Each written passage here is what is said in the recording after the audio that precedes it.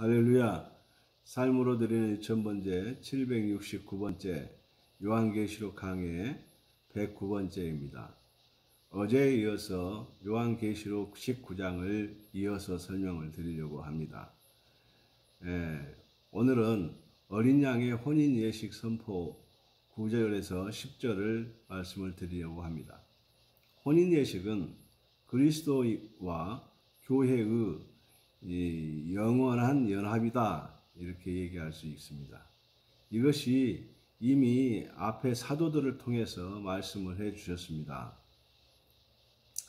에베소서 5장 25절로 27절에 보면 남편들아 아내 사랑하기를 그리스도께서 교회를 사랑하시고 그 교회를 위하여 자신을 주신같이 하라. 이는 곧 물로 씻어 말씀으로 깨끗하게 하사 거룩하게 하시고 자기 앞에 영광스러운 교회로 세우사 티나 주름 잡힌 것이나 이런 것이 없이 거룩하고 흠이 없게 하려 하심이라. 아멘. 고린도후서 11장 2절에는 내가 하나님의 열심으로 너희를 위하여 열심을 내노니 내가 너희를 정결한 처녀로 한 남편인 그리스도께 드리려고 중매함이로다. 아멘. 자, 그리스도께서 악한 자들을 진멸하신 후에 자기를 사랑한 모든 자들과 함께 하기 위해서 휴거된 성도들을 데리고 오십니다. 계시록에서 혼인잔치라고 번역된 이것이 복음서에서는 어떻게 소개되었는가? 마태복음 21장 1절로 4절, 누가복음 14장 14절로 24절까지 말씀에 보면 큰 잔치로 소개가 됩니다. 이것을 계시록에서는 어린 양의 혼인잔치로 표현이 되어 있습니다. 그러면 성도들이 그리스도인들이 주님과 영원히 연합하는 것을 기뻐하는 축하잔치는 언제 있는가? 혼인 직후에 있습니다. 혼인 예식도 그때 있습니다. 이 혼인 예식에 참여하는 자들은 누구인가? 그리스도인들입니다. 그리스도인들을 아내라고 부르고 청함을 입은 자라고 부릅니다. 7절, 우리가 즐거워하고 크게 기뻐하며 그에게 영광을 돌리세. 어린 양의 혼인 기약이 이르렀고 그의 아내가 자신을 준비하였으므로. 아멘. 9절, 천사가 내게 말하기를 기록하라. 어린 양의 혼인잔치에 청함을 받은 자들은 복이 있도다 하고 또 내게 말하되 이것은 하나님의 참되신 말씀이라 하기로. 이 내용이 있다는 것은 예수님께서 마태복음 22장에서 이미 설명해 주셨습니다. 이것이 혼인 예식 비유입니다. 혼인 예식 비유란 세상 말로 모든 사람들이 다 들어와도 된다. 그런데 최소한의 예의는 지켜라. 내가 너희들을 보고 새 옷 사입고 오라고 하지 않는다. 내가 그것을 알고 미리 예복을 입구에 만들어 놓았다. 너희에게 맞는 옷을 입고 들어오라. 그것만 하라. 이것이 예복이다, 그 말입니다. 그런데 개중에는 옷을 입지 않고 들어왔다. 그것은 초청한 주인을 무시한 행위가 되는 겁니다. 그래서 준비되어 놓은 옷을 바꾸어 입고 들어와라. 그것도 못하면 주인을 무시하는 행위가 된다. 그래서 밖으로 쫓겨내라. 이것이 혼인 예식 비유입니다. 이것은 문학적으로 고대 근동의 초기 그리스도인들, 이 초기 히브리인들의 문화에서 가져온 것으로 사례됩니다. 마지막 때에는 혼인 예식에 참여하는 아내들은 바로 그런 이야기입니다. 세상 조건 안 따지겠다. 그러면 어떻게? 그분이 원하는 삶을 사는 것, 그것 하나면 된다. 그것이 아내이다, 그 말입니다. 자, 이제 아마겟돈이 이어서 소개가 됩니다. 아마겟돈은 악의 세력, 지금까지 하나님의 사람들을 미혹하고 하나님께로 오지 못하게 했던 악의 세력들을 마지막 정리하는 것이 아마겟돈입니다.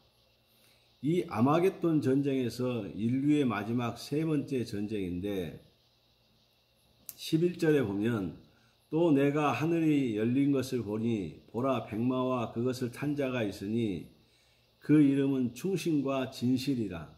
그가 공의로 심판하며 싸우더라. 백마를 타고 나타나는 분이 있다. 그러면 예수님 초림 때는 나귀를 타고 오셨습니다. 그러나 예수님 재림 때에는 백마를 타고 오신답니다. 나귀는 섬김의 짐승입니다. 처음에는 섬김의 모습으로, 백마는 유다지파의 사자이다. 즉 마지막은 심판의 모습이다. 그래서 서로 비교되어서 설명이 되어지는 것입니다. 13절 또 그가 피 뿌린 옷을 입었는데 그 이름은 하나님의 말씀이라 칭하더라. 아멘. 피 뿌린 옷을 입고 있다. 피 뿌린 옷은 두 가지 설명이 있습니다. 첫째, 2000년 전에 그리스도께서 십자가에 못 박히실 때 그 피에 적셔져서 물들여진 옷이 피 뿌린 옷입니다. 둘째는 이사야 63장 1절부터 6절에 보면 이사야 63장 3절 만민 가운데 나와 함께 한 자가 없이 나와 홀로 포도즙 틀을 밟았는데 내가 노함으로 말미암아 무리를 밟았고 분함으로 말미암아 짓밟았으므로 그들의 선혈이 내 옷에 튀어 내 의복을 다 더럽혔음이니. 아멘. 뿌린 옷이 어떻게 만들어졌는가 알 수 있습니다. 대적자들을 포도주 틀에 넣고 밟을 때 그들의 피들이 예수님의 옷에 튀어서 옷에 묻었다. 예수님께서 피 뿌린 옷을 입고 나타나셨다. 그 말입니다. 그럼 그 이름이 누구냐? 하나님의 말씀이다. 요한복음 1장 1절에 보면 태초에 말씀이 계시니라. 이 말씀이 하나님과 함께 계셨으니 이 말씀은 곧 하나님이시니라. 요한복음 1장 1절과 연결시키면 하나님의 말씀입니다. 이 말씀이 곧 하나님의 말씀입니다. 그 이름이 하나님의 말씀입니다. 누구인가? 영원 전에 계시던 하나님의 말씀의 하나님이시다라고 하는 것입니다. 태초에 말씀이 계신다. 계신다는 말이 인격이다 그 말입니다. 그 말씀이 하나님이시다. 하나님의 말씀이다. 심판자로 오신 그분의 말씀이다. 그분이 태초에 만드신 분이다 그 말입니다. 그분이 우리를 위해 죽어주신 분이다. 그분이 심판주로 오시는 분이다. 모두가 다 동일한 말이고 동일한 분을 얘기합니다. 자, 하나님 말씀을 추가 설명을 해보면 요한복음 14장 7절과 11절까지 내용을 한번 봉독해 보겠습니다. 너희가 나를 알았더라면 내 아버지도 알았으리로다. 이제부터는 너희가 그를 알았고 또 보았느니라. 빌립이 이르되 주여 아버지를 우리에게 보여주옵소서. 그리하면 족하겠나이다. 예수께서 이르시되 빌립아 내가 이렇게 오래 너희와 함께 있었을 때 내가 나를 알지 못하느냐? 나를 본 자는 아버지를 보았거늘 어찌하여 아버지를 보이라 하느냐? 나는 아버지 안에 거하고 아버지는 내 안에 계신 것을 내가 믿지 아니하느냐? 내가 너희에게 이르는 말은 스스로 하는 것이 아니라 아버지께서 내 안에 계셔서 그의 일을 하시는 것이라. 내가 아버지 안에 거하고 아버지께서 내 안에 계심을 믿으라. 그렇지 못하겠거든 행하는 그 일로 말미암아 나를 믿으라. 아멘. 빌립이 예수님께 무엇라고 말했냐면 하나님을 보여달라고 했습니다. 예수님의 답변이 9절 말씀인데 나를 본 자는 하나님을 이미 보았다는 겁니다. 우리는 하나님을 볼 수 없는데 예수님을 보면 하나님을 본 것이라고 얘기합니다. 예수님이 이렇게 말씀하십니다. 자신이 볼 수 없는 하나님을 볼 수 있게 해주신 분이다. 이렇게 얘기하고 있는 거죠.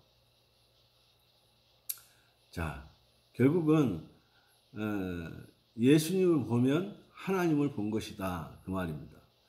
하나님의 말씀을 듣고 싶다고 하니까 지금 너희가 내 말을 듣고 있지 않느냐?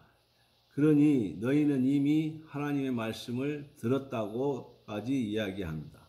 그러면 하나님이 누구시라는 얘기인가? 하나님이 육신을 입고 제자들에게 나타나신 그분이다.